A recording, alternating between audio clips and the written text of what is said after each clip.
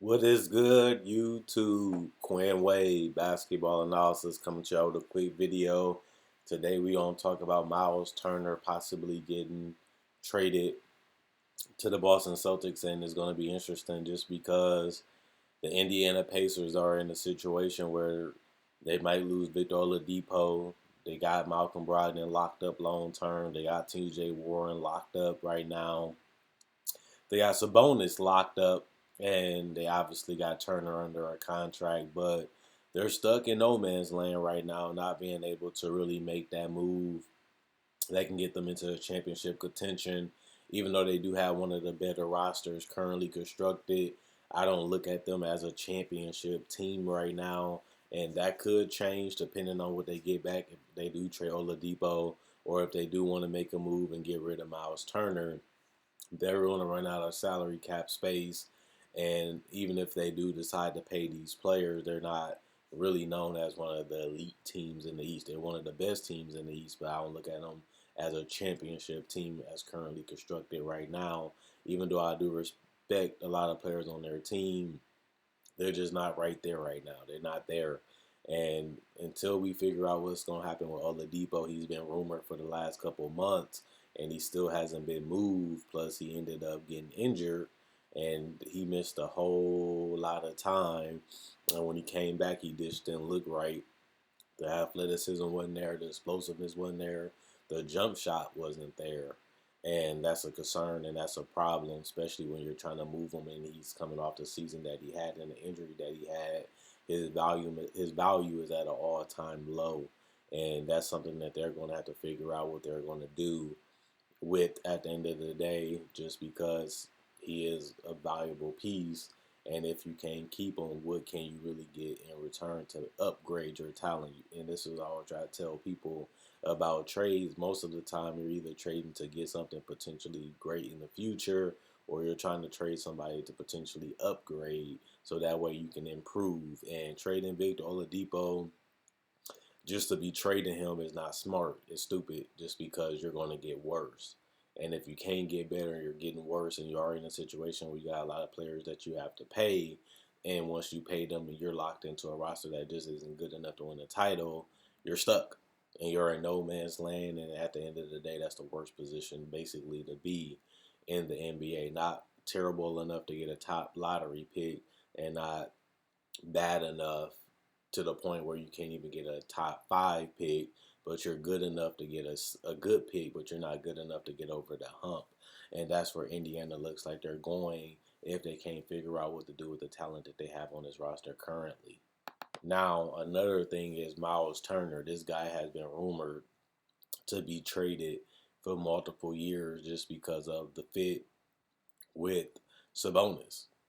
And even though I feel like Sabonis and Turner can fit together because they have shown that as they've been able to make it to the playoffs. But one thing that I don't like about the Myles Turner trades, if you're a Pacers fan, is you're not really getting any value back. Most of the Myles Turner's trades work more for the teams that he's going to than it does for the Indiana Pacers. And I had to bring that up just because I feel the same way about the Victor Oladipo trade.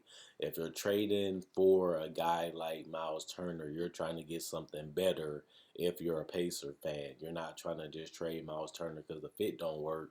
You're trying to find somebody that can fit this team better than Turner or can upgrade this team better than Turner.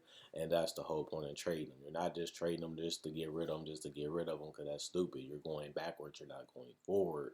And that's what you want to do as an organization, especially when you have the type of talent that they have because they basically almost there. Now, I heard people that said he's a great fit for the Celtics, and I feel like that is true. He has a guy that's 6'11", over 250 pounds. He can space out the floor. He can space from the mid-range. He can knock down floaters. He has a little fadeaway game. He's a great free throw shooter for a big man. He can set screens. He's coachable. He's smart and witty, and he has become one of the best defenders at that position, even though I understand that at the end of the day, he isn't one of the top three defenders at the position, but he is one of the top 10. 2 years ago, he was amazing defensively. He has slid a little bit, but he still is a guy that you can tell him what to do, and he will do what's best for the team, and that's important because you need those type of guys that's willing to sacrifice. Now, the problem with the Celtics is, what are they going to trade? Are you going to really trade Gordon Hayward for a guy like Myles Turner? If you do that, that's genius for Danny Ainge and the Celtics. That's something that I can see him doing, especially since he's a free agent after this year and he can leave and go wherever he wants. But you also get in a positional fit that actually makes sense. Now, when you're trading it to Pacers, like I said before, don't make that much sense. Why would I want to have Gordon Hayward on a contract that he's on? Plus, we already have T.J. Warren. We already have guys like Malcolm Brogdon that does similar things, and it doesn't really make too much sense for them to try to go out and get another forward when that's not a position that they really need to fill at this particular time. And if I'm a Pacers fan, I'm just going crazy. What can we do to improve this team so that way we can win the title? And there's not too many questions because I don't feel like Gordon Hayward, and I made a video about that, I don't feel like Gordon Hayward is going to improve this team to the point where they can win a title. I don't feel like Victor Oladipo getting traded, because every team I see him getting traded to, they don't really benefit the Pacers. They only benefit the other team that's getting Oladipo, and I don't understand why would you be in a rush to trade somebody when you're going to be going backwards and not making progress going forward and trying to win this title.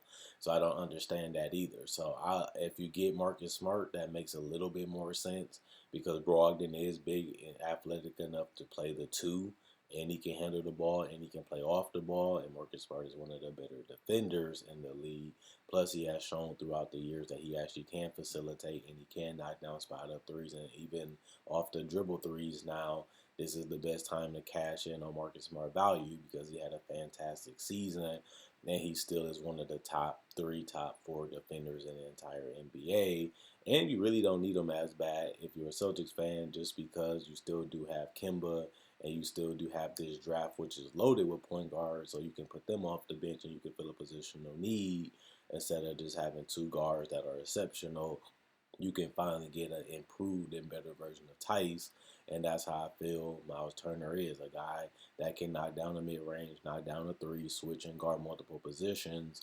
I just wish he was a better rebounder because we are a little soft in that area, in my personal opinion, when it comes to bigs, and I don't feel like Myles Turner is going to fix that because he has shown that throughout his entire career, even in Indiana. So I like us getting Myles Turner. I just want to see what we have to give up to get Myles Turner. If we can't get Myles Turner, I told my fans that I would love to have Rudy Gobert, a guy that can rebound at an elite level, protect the paint at an elite level, and is a guy that's coachable. He's going to get the rebounds. He's going to set the screens. He's going to do what he needs to do. And you have guards like Tatum and Brown on your team that can guard and really help on the perimeter. That Gobert being at the three-point line isn't as bad because you have great perimeter defenders already. And if you do have a team like the Lakers or like the Nuggets, Gobert played those guys pretty well too defensively. Some guys going to make shots because they're the best players in the world. And you have to live with that, but at least you can, minimize how easy the shots are, and you can still contest the shots at the end of the day, and he can still pretty much eat up anybody else in the league. And that's why he was an All NBA defender again this season, because his defense is just that elite, and you're not going to be able to find a defender like Gobert. There's only one Gobert, and nobody has really been better at that position because he won it the last 2 years, and he was probably the best defensive center because Anthony Davis played power forward in the NBA still currently. So if I'm a Celtics fan, I'm hoping we can get either one of them. Myles Turner, like I said, he is a little softer. He doesn't rebound as well as Gobert, but he does add the floor spacing. But Gobert adds the interior presence and is a significantly better defender and a rebounder, but he isn't going to be able to space out the floor from mid-range at three. So that's something that we're going to have to consider. You can't have it all. You have to give up something, and even if you get one or the other, you're going to have to give up one of your valuable pieces to get that player. So you're going to lose either way it goes at the end of the day. So it might cost us a lot more to get a guy like Gobert. It might cost us a lot less to get a guy like Myles Turner, but at the end of the day, we had to give up something, and Marcus Smart might have to be that piece, or it might be some picks that we have to give up and a player that's maybe able to match the salary. But as a Celtics fan, either one of them I'd be happy with. I'm not going to whine. I'm not going to complain. I'm going to live with it. Plus, we have the genius Brad Stevens that can really already made us one of the best defensive team year after year after year, and getting that big center and filling that last position that we need would definitely take us to the next level. We almost got there. We almost got there. I think adding one of those players would definitely give us a great chance to get over the hump and possibly win the title. I like the improvements that Tatum made. I like the improvements that Smart made. I like the improvements that Brown has made, and I like the fit of Kemba Walker. All those things have been proven to be successful and has proven to work. So at the end of the day, I don't see why we wouldn't try to build upon that success and try to go in and win a title. But other than that, let me know what you guys think. Should we trade for a center? Like I said, Daniel Tice do have a knee injury, so he's not most likely going to be able to play in the beginning of the season. I told you guys that Robert Williams is only 6'8". Yeah, he's fast and mobile and athletic, but he's still going to be undersized to the elite centers that can pretty much torch anybody, but it'd be a little bit easier torching him because he's not really fundamentally there. He's not really disciplined. And at the same time, he has the lack of height and strength at this current time. So that will be a problem, too, that we have to solve in the future if we want to be a legitimate contender in the NBA, not in the Eastern Conference, in the entire NBA. And I feel like we was one of the best teams in the league, but I didn't feel like we had a legitimate title chance. And that was proven by losing to Miami in 6. And the fact that we would have still had to beat the Lakers anyway, and nobody would have had us beating the Lakers in the finals. So we're almost there. We're close to being there. And hopefully our players continue to grow with each other and grow as players. And then we can eventually win the title for the Celtics again. Since '08, it's been a long time. It's been a difficult road.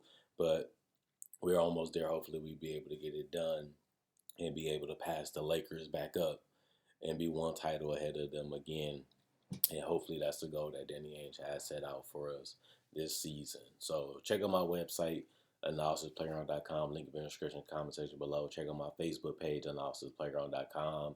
Link will be in the description comment section below. Like on Facebook to show support. Thanks for everybody that continues to like on Facebook. Thanks for everybody that continue to check it out. You can also find merchandise on my spread shirt. That'll be in the description in the comment section below too. You can also buy merchandise on my Facebook page. I have shirts and hats and stuff like that on display. You can pick the color of the shirt and you can change it. You can also pick the color of the logo that you want and change it to any color you want. And you can message me and I can get that shipped out to you. But not only that, I have over 1,000, almost 2,000 videos on my channel. So if you like this video, you want to check those out, feel free to do that. I would love if you would do that. And I have, honestly, breakdowns of players, legends, rookies, and even summer league breakdowns. I cover the draft, free agency, trade deadline, top 10 lists, playoff predictions, and everything that you need. The best part about that is I make a video every single day from all those different topics and all those different styles, and I bring that type of stuff to the table. So it's not too many channels that do that. It's not too many channels that's willing to do that, and I am one of the very few that do. So please comment would it tell me what you think. I read every comment. Subscribe, that will help. And also like and share, that helps me reach my people. Quinn Wade, Basketball Analysis. I'm going. I'll see you guys tomorrow.